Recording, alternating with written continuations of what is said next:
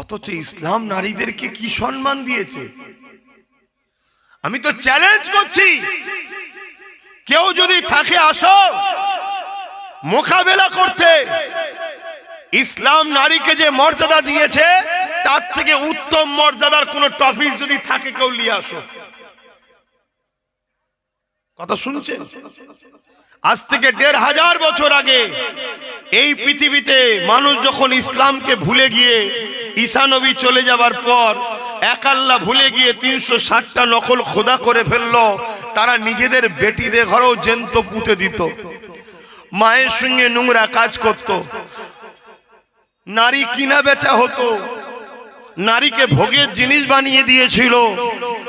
আমার দয়ান নবী মুহাম্মদ আরবি সাল্লাল্লাহু আলাইহি ওয়াসাল্লাম তিনি শুধু আমাদের নয়, প্রত্যেকটা মানুষেরই তিনি রাহমাতাল লিল আলামিন, সবার নেতা, সবার জন্য তিনি এসেছেন।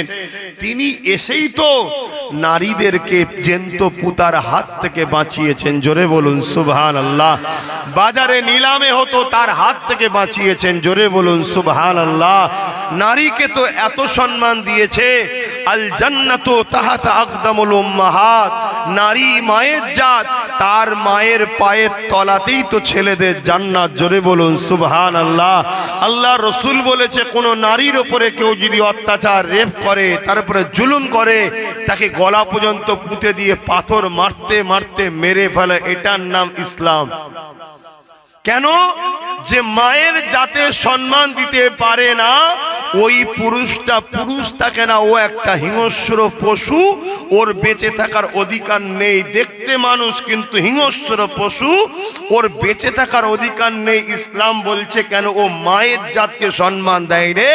আর সেই ইসলামের নামে আজকে আমার রাজ্যে প্রকাশ্য ইসলামের নামে মাইকে মিথ্যাচার করা হচ্ছে। এমন কথা যে ইসলামে নাকি রেপ করা খারাপ নয়। আগামী দিন মুসলমান যেখানে তুমি হকারি করতে যাবে, যেখানে বাজারে যাবে, যেখানে তোমায় একা পাবে, তোমাকে সেখানে মারা হবে, এই কথার জন্য যে এ মোল্লাদের ঘরে মার, এরা নারীদেরকে জুলুম করে। কি প্ল্যান করা হচ্ছে বুঝতে পারছো? এ থেকে বাঁচতে গেলে প্রথমে তোমাকে এর বিরুদ্ধে লড়াই করে জবাব দিতে হবে যে ও ভুল বলছে। শুনছেন তো নাকি? তবে আল্লাহ তোমাকে সব জায়গায় সম্মান দেবে। আর নচেত ওর কথাটা বাকি সব জায়গায় ছড়িয়ে গেলে তোমাকে আল্লাহ জিল্লাত দেবে। চুপ থাকার জন্য তুমি মরবে দুনিয়াতে, পরকালে। এজন্য আব্বাস সিদ্দিকী বলছে, অসুবিধা হচ্ছে? আছে কেউ? ইসলাম নারীকে কি সম্মান দিয়েছে? কারো ঘরে সন্তান হলে কন্যা পুঁতে দিত। আল্লাহ রসুল বলল, কন্যা এসেছে পুঁতার জিনিস নয়, কন্যা হলো রহমতের পয়গাম নিয়ে আসে। আল্লাহ রসুল বললেন, কারো ঘরে দুটো কন্যা সন্তান হলে ওই বাপ যদি কন্যা সন্তানকে লালন পালন করে বিয়ে দিয়ে দেয়, আমি রাসূলুল্লাহ তার জন্য শাফাআত করব। জোরে বলুন সুবহানাল্লাহ। এক সাহাবী এসে বলছে, হুজুর আমার তো একটা কন্যা, তাহলে এই নিয়ামত তো আমি পাবো না। আল্লাহর নবী বললেন, যাও, তোমাকে আমি বলছি ওই কন্যাকে লালন পালন করে, তার সেবা যত্ন করে তাকে বড় করো, তাকে মহব্বত করো, বাপ হিসাবে তার গার্জেন হয়ে তাকে নিরাপদে রেখে তাকে বড় করে বিবাহ দায়িত্ব বিবাহ দিয়ে দাও, আমি রসুল তোমারও শাফাআত করব। জোরে বলুন সুবহানাল্লাহ। আল্লাহ রসুল আরো বলছে, কারো যদি 3টে কন্যা হয়, ওই 3 কন্যার বাবা যদি 3টে কন্যাকে লালন পালন করে তার বিবাহ দিয়ে দিতে পারে, রাসূলুল্লাহ 2 আঙ্গুল তুলে দেখাচ্ছে, যেমন পাশাপাশি ওই 3 কন্যার বাবা আর আমি রাসূলুল্লাহ আল্লাহর জান্নাতে পাশাপাশি থাকবো। জোরে বলুন সুবহানাল্লাহ। আরো জোরে বলুন, আরো খুশি হয়ে বলুন, নারে দিবে দ্বীন ইসলাম, দ্বীন ইসলাম। ইসলামের দুশমনেরা, ইসলামের দুশমনেরা, ইসলামের দুশমনেরা মুর্দাবাদ, মুর্দাবাদ। বলুন, দুবার করে বলবেন, ইসলামের দুশমনেরা, ইসলামের দুশমনেরা নারে দিবে। কিন্তু আজকে তার জেল হলো কেন? সরকার তো তোমার আমার, কি তুমি আমি তো সরকার টিকিয়েছি, আমার কথার উত্তর দেবে জেল হলো, ওর নামে কেস হয়েছে তাও জেল হলো। তাহলে ও প্রকাশ্য ইসলামের বিরুদ্ধে, আর এ গোপনে ইসলামের বিরুদ্ধে, তাই ওর কথাকে সাপোর্ট করলো। না হয় এই সুযোগে তো ও তো বিজেপির লোক, এই সুযোগে তো রাজনীতির ফয়দা লিয়াও দরকার ছিল, যে ভোট দিল কি সব সেটিং এ। আর আমরা মুসলমান হাঁ করার মতো 500 টাকায় বিক্রি হই। দুনিয়াতে তো যা হচ্ছে হচ্ছে, আখেরাতে আল্লাহ ছাড়বে নাকি বলো? তোমার সামনে যদি তোমার বাপকে কেউ গালি দেয় আর তুমি যদি চুপ করে চলে আসো, তোমার বাপ তোমাকে ভালো নজরে দেখবে? আরে হাজারো বাপ কুরবান হবার পর ইসলাম এসেছে। আজকে সেই ইসলামের নামে এত বড় একটা জঘন্যতম অপরাধ ইলজাম লাগালো, তার কিছু হলো না। উপরন্তু এদের বিরুদ্ধে কোন সাধারণ মুসলমান যদি প্রতিবাদ করতে নাবে, রাজ্য সরকারের পুলিশ তাদেরকে কেস দেবে, অ্যারেস্ট করবে। তাহলে এ থেকে বোঝা গেল আমাদের হাতে সব থাকার পরও আমরা গোলাম হয়েছি। একটা জায়গা আমরা পরকে ছেড়ে দিয়েছি, নিজেদের কথা ভাবিনি। এটা আব্বাস সিদ্দিকীর বুঝানো কি ভুলে গেল? অনেকে বলবে এটা কেন বলতে গেল, জানতে হবে এ সেজেছে আমাদের, কিন্তু হাকিকাতে আমাদের নয়। কেন যে লাঠি দেও আমাকে মারছে, ওই লাঠিটা যদি কেড়ে লি আমার হাতে লি, আর মারতে পারবে? যে জোরের জন্য এত বড় কথা বলে আজকে জেলে গেল না, ওই লাঠিটা ওই পাওয়ারটার নাম কি জোরে বলুন? তো ওটা যদি কেড়ে আমরা হাতে নিয়ে লি, ওরকম বলার সাহস থাকবে কারো? ভাবো বাবেরা, নজওয়ানেরা, মন দিয়ে শোনো, আল্লাহ রাসূল এই দিনের জন্য কত কষ্ট করেছে গো। আজ বা দুনিয়ার মানুষ এমন করে দেখা যায়, এটা কি থানা? বাদুরা থানা তো মাটিয়া হয়ে গেছে। এ নগর কসুয়া এলাকা মানুষেরা, উত্তর 24 পরগনা মানুষেরা, এক কথা আমার বসিরার হুজুরের রুহানি সন্তানেরা, বাবারা শুনে রেখে দাও, মৃত্যু একদিন না একদিন হবে। আল্লাহ আমাদেরকে দুটো কাজ দিয়েছে। কুনতু খায়রা উম্মাতিন উখরিজাত লিন-নাস তা'মুরুনা বিল মারুফ ওয়া তানহাউনা আনিল মুনকার। অন্যায়কে মিটাতে হবে, ন্যায়কে প্রতিষ্ঠিত করতে হবে। এই দুটো কাজ আল্লাহ আমাদেরকে দিয়েছে। এই জমিন আল্লাহ আমাদের জন্য বিছানা করেছে, আসমান আমাদের জন্য আল্লাহ ছাদ করেছে। আল্লাহ তোমাকে আমাকে আশরাফুল মখলুকাত করে বানিয়েছে। হাতে ক্ষমতা দিয়েছে, চোখে রোশনি দিয়েছে, পায়ে ক্ষমতা দিয়েছে, যৌবন দিয়েছে, শরীরে তাকত দিয়েছে। কুকুর ছাগল গরু বিড়াল করে বানাইনি। আল্লাহ পাক আশরাফুল মখলুকাত মানুষ করেছে। আবার মানুষের মধ্যে দেখে শ্রেষ্ঠ উম্মত করেছে। কি জন্য করেছে? এ আমার বান্দা বান্দেরা, তোমরা আমার নবী আখিরি নবীর উম্মত উম্মতি। তোমাদেরকে আমি আল্লাহ দুটো কাজ দিলাম, এই দুটো কাজ তোমরা করো। কি কাজ? অন্যায় দেখলে সেটাকে রুখে দাও, অন্যায়কে মিটিয়ে দাও।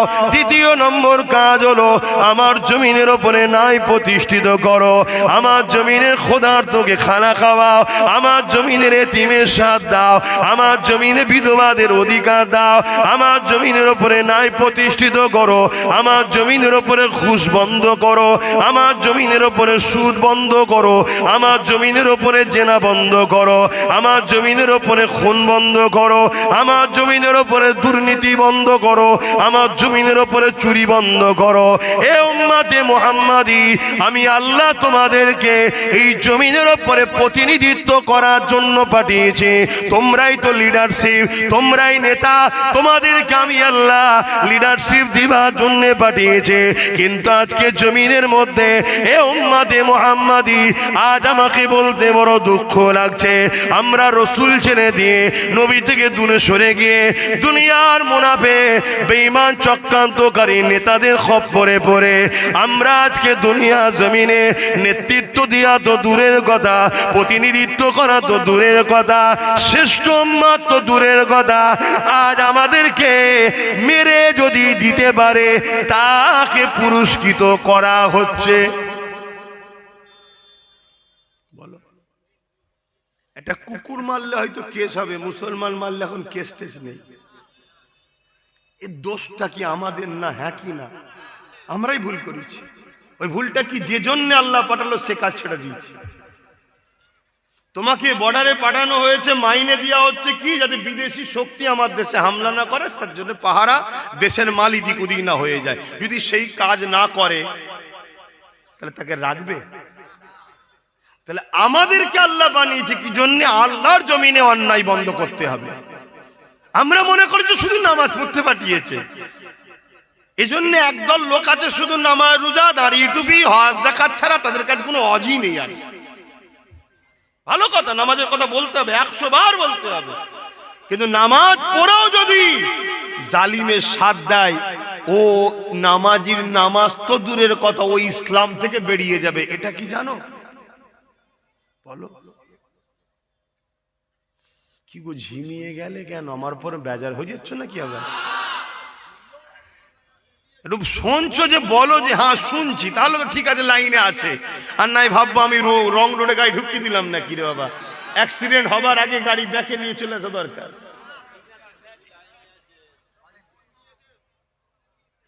খুব ভালো করে শোনো, দুঃখ কি নয়, আমার রসুলের কত কষ্ট করা ইসলাম।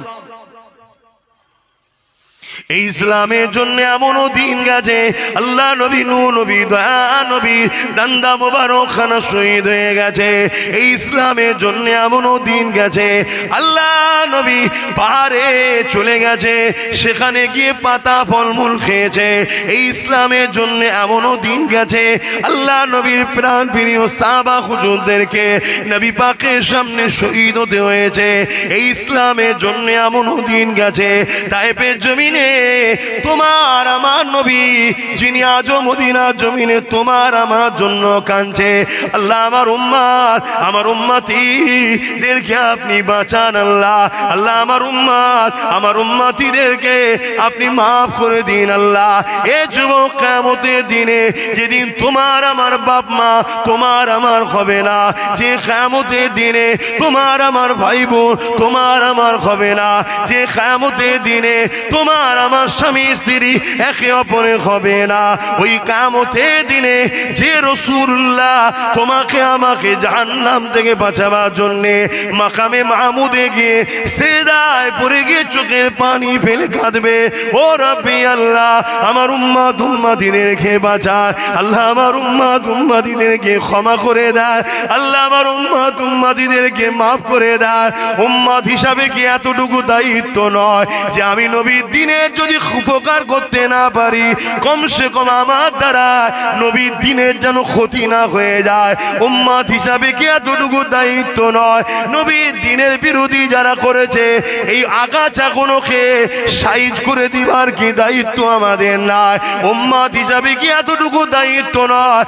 একসাথে কাঁধে কাঁধ মিলিয়ে জালিমদের বিরুদ্ধে প্রতিহত করে দুনিয়াকে জানিয়ে দেওয়া ইসলাম একমাত্র ধর্ম যেখানে নারীকে এত সম্মান দেওয়া হয়েছে যে বিবাহর আগে নারীকে তাকে নজরানা কি দেবে, দিনমোহর কি দেবে, নারীকে কি সম্মানিক দেওয়া হবে, এটা আগে কথা বলে নিতে হবে। এ যুবকেরা, তরুণেরা, ইসলাম নারীকে এত মর্যাদা দিয়েছে, এক একটা নারী এক একটা জান্নাত। আরো জোরে বলুন সুবহান আল্লাহ।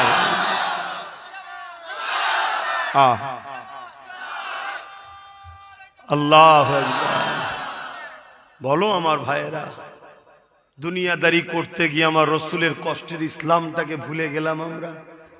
বলো, আজকে সবাই সবার জন্য চাইছে আসো আমার ঘর বাঁচাও, ইনি বলছে আসো আমার ঘর বাঁচাও, ইনি বলছে আসো আমার ঘর বাঁচাও, বিনিময়ে আমাদেরকে গেঁজার কেসে জেল ছাড়ার কি দেয় বলো? যারই ঘর বেঁচিয়েছি বিনিময়ে তারা আমাদেরকে কেস ছাড়ার কি দিয়েছে বলো? যাদের জন্যই লড়িছি বিনিময়ে তারা আমাদেরকে জিল্লাত ছাড়া, ঠকানো ছাড়া, প্রতারণা করা ছাড়া কি করেছে বলো? অথচ যে রসুল তোমাকে আমাকে বাঁচার স্টাইল শিখিয়েছে, যে রসুল তোমাকে আমাকে পশুর জিন্দেগি থেকে মানুষের জিন্দেগিতে এনেছে, যে রসুল তোমাকে আমাকে বাপ মার মর্যাদা শিখিয়েছে, যে রসুল তোমাকে আমাকে অর্থনীতি, সমাজনীতি, পরিবার নীতি, রাষ্ট্রনীতি, রাজনীতি, এডুকেশন নীতি এবং দুনিয়াতে তোমাকে আমাকে যে বানিয়েছে, সেই রবকে চিনিয়েছে, সেই আল্লাহকে চিনিয়েছে। সেই রসুল তোমার আমার কাছে রেখে গেছে কোরআন, সুন্নাহ, ইসলাম, দিনকে রেখে গেছে। তুমি আমি কারবার করছো করো, ব্যবসা করছো করো, রাজনীতি করছো করো, বন্ধুত্ব যার সঙ্গে করছো করো, কিন্তু একবার তো তোমার মনে রাখা দরকার, আমার কারবার ততদিন পর্যন্ত চলবে যতদিন সামনেওয়ালা ইসলামের বিরুদ্ধে বলবে না। আমার রাজনীতি ততদিন তোমার সঙ্গে চলবে যতদিন তুমি আমার ইসলামের বিরুদ্ধে আঘাত দেবে না। আমি ততদিন তোমার সঙ্গে মিশবো।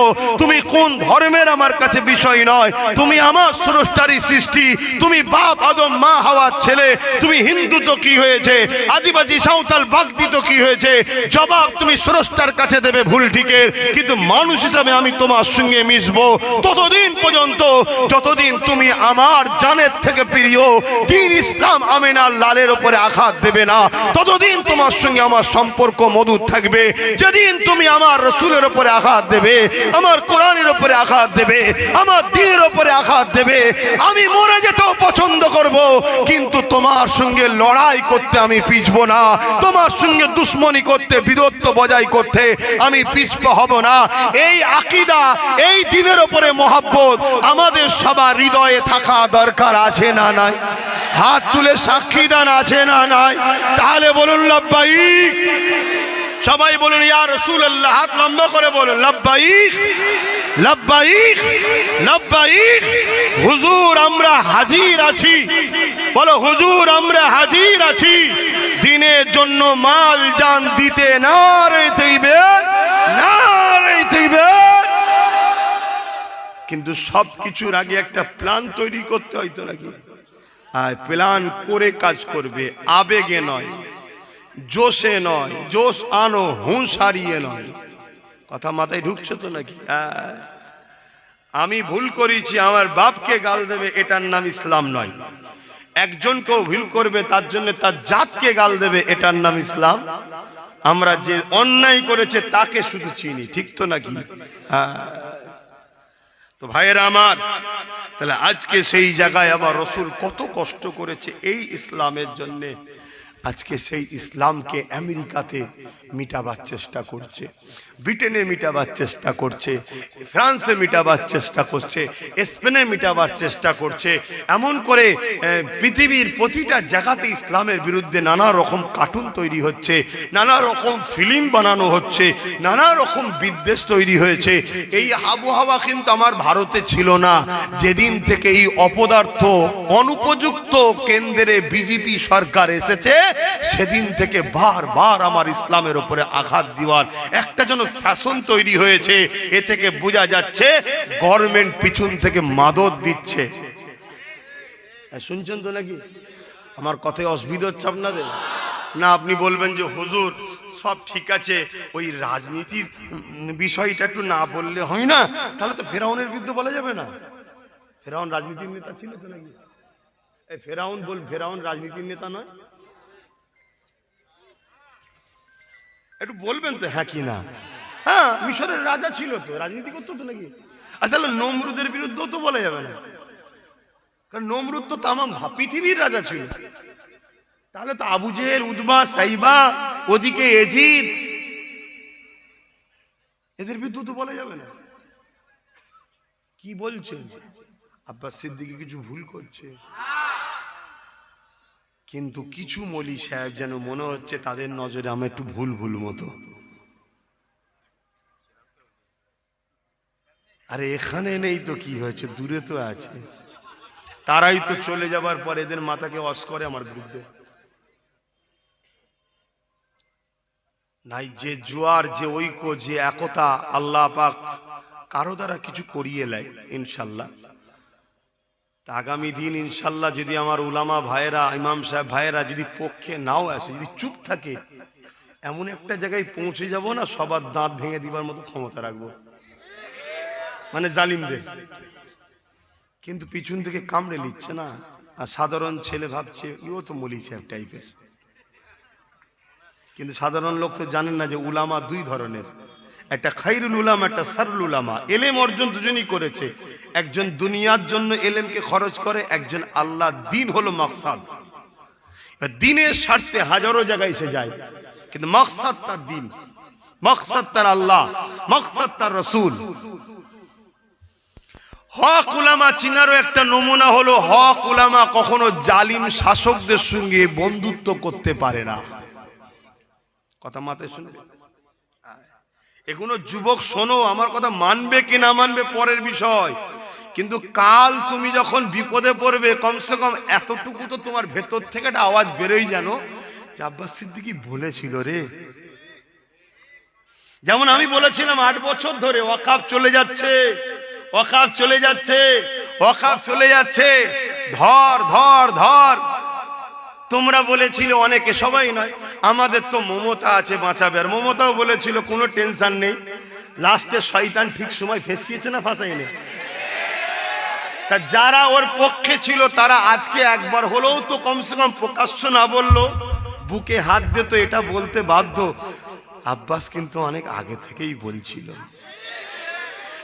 আজও আমি তোমাদেরকে বলে যাচ্ছি, কমসে কম ওই দিনটা যখন ঘটবে তখন তোমরা যাতে বলতে পারো যে সত্যিই তো রে, এদেরকে উলামা মনে করে এদের কথা শুনে তো বিরাট ভাষা ফেসেছি।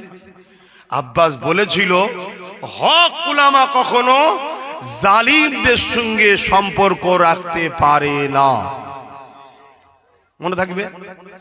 আমার নবীর লড়াই ছিল জালিমের বিরুদ্ধে, আর উলামাকে নবীর ওয়ারিস, আল উলামা ওয়ারাসাতুল আম্বিয়া, নবীর ওয়ারিস, তো নবীর পক্ষে যে সে তো নবীর ওয়ারিস, নবী ছিল জালিমদের বিরুদ্ধে, আর নবীর ওয়ারিস আছে জালিমের সঙ্গে।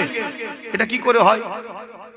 ইমামে আজম ছিল জালিম শাসকের বিরুদ্ধে, ইমাম মালিক ছিল জালিম শাসকের বিরুদ্ধে, ইমাম বুখারী ছিল জালিম শাসকের বিরুদ্ধে, ইমাম সুফিয়ান সাউরি ছিল জালিম শাসকের বিরুদ্ধে, ভারতবর্ষের সুলতান হিন্দ গরিবে নওয়াজ ছিল জালিম শাসকের বিরুদ্ধে, হযরত মুজাদ্দিদ আল-ফেসানি জালিম হতভাগা আকবর ভারতের রাজা ছিল তার বিরুদ্ধে, আমার তোমার মুর্শিদ কেবলা মুজাদ্দিদ জামান দাদা হুজুর পীর কেবলা, আমার তোমার হাফিজুল হাদিস বশির আল্লামা হুজুর, এরা সবাই ব্রিটিশদের বিরুদ্ধে লড়াই করেছে। জোরে বলুন সুবহানাল্লাহ। আমি কাউকে চিনি না, ভালো ঘরের ছেলে ভালো কথা, কিন্তু দুনিয়াদারের খপ্পরে পড়ে ভালো ঘরের ছেলেও বিগড়ে যেতে পারে না, পারে না। হ্যাঁ, ভালো ঘরের ছেলে যখন তার সমালোচনা করব না, কিন্তু কমসে কম যখন জেনে গেছি জালিমের সাথে আছে তার সাথও দেবো না। সে তার কবরে জবাব দেবে, আমি তার বিরোধী করতে যাব না। কেন? তার বিরোধী করতে গেলে তার ওপরে অনেক ভালো লোক আছে, তাদের নামটাও জড়িয়ে যাবে, তাই বিরোধীও দরকার নেই। কিন্তু জেনে যখন গেছি যে জালিমের সাথে কেন রে, তাহলে তার থেকে দূরে থাকা দরকার আছে না? না, আলেম মানুষ ভালো কথা, মুফতি মানুষ ভালো কথা, বক্তা মানুষ ভালো কথা, মাদ্রাসা করছে, মসজিদ করছে ভালো কথা, আমি তার বিরোধী করতে যাব না। কিন্তু যখন দেখবো জালিম আসে একসাথে স্টেজ শেয়ার করছে, তখন আমার তো ভেবে লিয়া দরকার এনার সাথ আমি। আর জুলুম তো জুলুম, জুলুমের এখন চরম শিখরে পৌঁছে গেছে। এতদিন জুলুম ছিল চাকরি চুরিতে, এতদিন জুলুম ছিল শিক্ষা চুরিতে, এতদিন জুলুম ছিল মানুষের অধিকার নাগরিকত্ব হরণ নিয়ে, এতদিন জুলুম ছিল মানুষকে হত্যা করা নিয়ে। আজকে জুলুমের শিখর এত দূর পৌঁছে গেছে, আমার মসজিদকে মিটিয়ে দিচ্ছে, আমার মাদ্রাসাকে মিটিয়ে দিচ্ছে, আমার কবরস্থান ঈদগাহকে মিটিয়ে দিচ্ছে, আমার কোরআনকে শেষ হয়ে যাবে বলছে। এরপরেও যদি কোনো উম্মতে মুহাম্মাদি, সে আলেম হোক আর সাধারণ মুসলমান হোক, তাদের সঙ্গে মেশে রাসূলুল্লাহর হাদিস বলছে এরা ইসলাম থেকে বেরিয়ে যাবে, আমার বাপের কথা নয়, মিশকাত শরীফের হাদিস, রাসূল বলছে কেউ জালিম জানার পরও তাকে শক্তিশালী করার জন্য তার সাথ যদি দেয়, সে মুসলমান ইসলাম থেকে বেরিয়ে যায়। যে ইসলাম থেকে বেরিয়ে যায় সে ঈমানদার থাকতে পারে না। এতদিন সে মসজিদের বিরুদ্ধে ছিল না, তুমি তার সাথ দিয়েছিলে ভিন্ন বিষয় দুনিয়াদারি। এতদিন সে কোরআন শেষ হয়ে যাবে বলে না, তুমি সাথ দিয়েছিলে ভিন্ন বিষয়। এতদিন সে মাদ্রাসা শেষ হয়ে যাবে বলেনি, তুমি তার সাথ দিয়েছিলে ভিন্ন বিষয়। এতদিন সে এমন করে ওয়াকফ কালা কানুনকে মেনে লাইনে, অর্থাৎ কেন্দ্রের জালিম সরকারের সঙ্গে হাত মিলাইনে, তুমি তাকে মেনেছিলে আলাদা বিষয়। আজ যখন দিনের মতো সত্য, কেন্দ্র সরকার যেমন দুশ্মন, এও তেমন দুশ্মন, এরপরও যদি তুমি এর সাথ দাও, তাহলে জেনে রেখে দিও রাসূলুল্লাহর হাদিস অনুযায়ী তুমি মুফতি হতে পারো, পীর হতে পারো, পীরজাদা হতে পারো, মাওলানা হতে পারো, ইমাম হতে পারো, বক্তা হতে পারো, সাধারণ মুসলমান হতে পারো। জালিমকে শক্তিশালী করার জন্য যে সাথ দেয় রাসূলুল্লাহর হাদিস, সেই ইসলাম থেকে বেরিয়ে যায়, বেরিয়ে যায়, বেরিয়ে যায়। এটা জাতির কাছে জানানো আমার দরকার আছে না নাই? হাত তুলে বলুন, দরকার আছে না নাই? এজন্য জানালাম। এবার এইটা জানাতে যদি কেউ বলে আমার ক্ষতি হয়ে যাবে, আমি কি করব? তোর ক্ষতিটা ভাববো না, আমার দিনের কথা আগে ভাববো। কথা বলে, তোর ক্ষতিটা আগে ভাববো না, আমার ভালোবাসার মানুষগুলো ইমানদার হয়ে জান্নাতে যাকে, এটা ভাববো। এই কথাটা বলাতে আবার কাটিং করে সব ছড়ানো হয়েছে। আবার একজন বুজুর্গ মানুষের সঙ্গে সেটিং করেছে, দেখো ইনি বলছে দিয়া যাবে। ইনি কবে বলেছিল? যখন ইনি বলেছিলেন তখন এ শয়তান বলেন কোরআন শেষ হয়ে যাবে। শুনছেন তো নাকি? যে কোরআন শেষ হয়ে যাবে সে শয়তান না? শয়তান না? এই আওয়াজ দিয়ে শুনতে চাইছি। কারো শয়তান বলতে অসুবিধা আছে? শয়তান তো সেই বলবে না যে এর মতো শয়তান।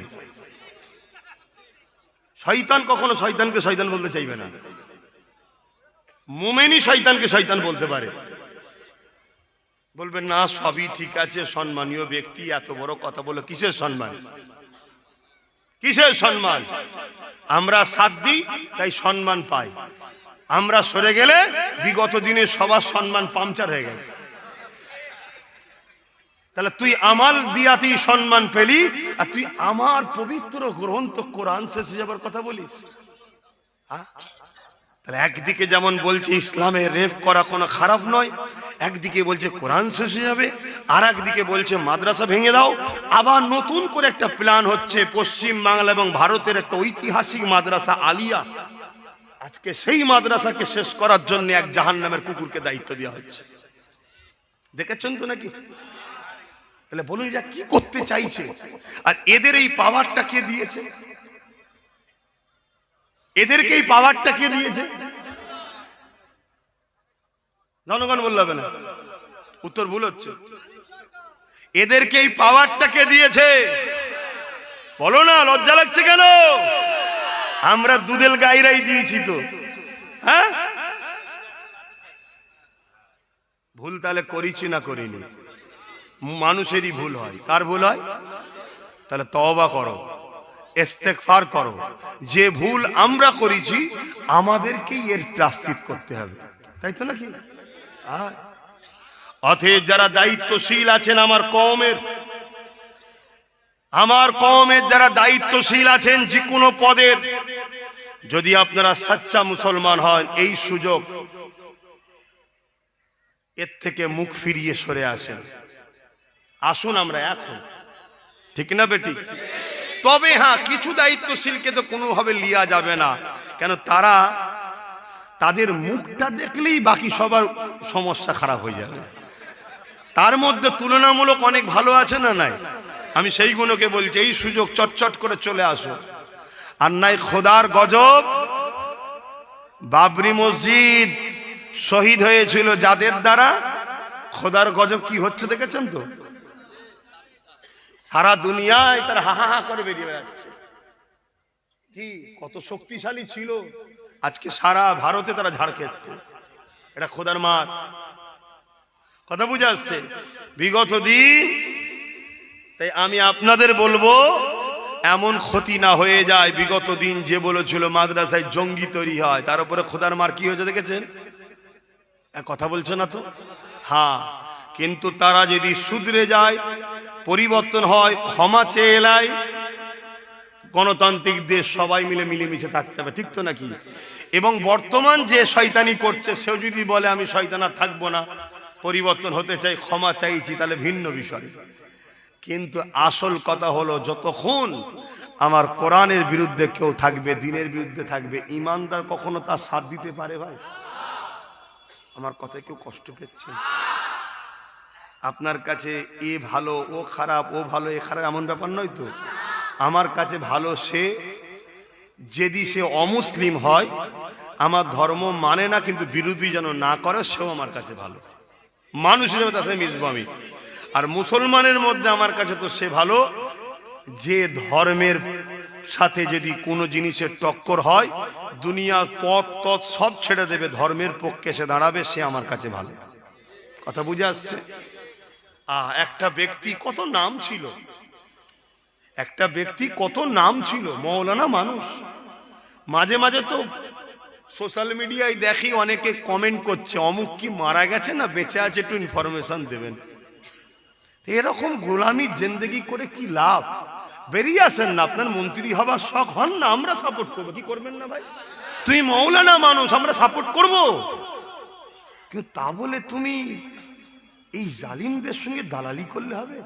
বেরিয়ে আসে, আমরা সাপোর্ট করবো। আপনার মন্ত্রী হবার শখ, তো আপনি মন্ত্রী হন। কি আমার কথা ভুল হচ্ছে নাকি? যদি একটু মিস্টেক হয়ে যায় তাহলে তো ব্যাস। আমার বোঝো আমার ভাইয়েরা, মৃত্যু আমাদের হবে না, হবে না। কিয়ামতের দিনে নবীর শাফাআতের আশা আছে না নাই? নবীর শাফাআত ছাড়া কোনো বাপের বেটা জান্নাতে যেতে পারবে? কিয়ামতের দিনে নবীরাও নফসি নফসি করবে। তাহলে সেদিন তো আল্লাহর রাসূল আপনাকে বলতে পারে, হ্যাঁ আমার উম্মত,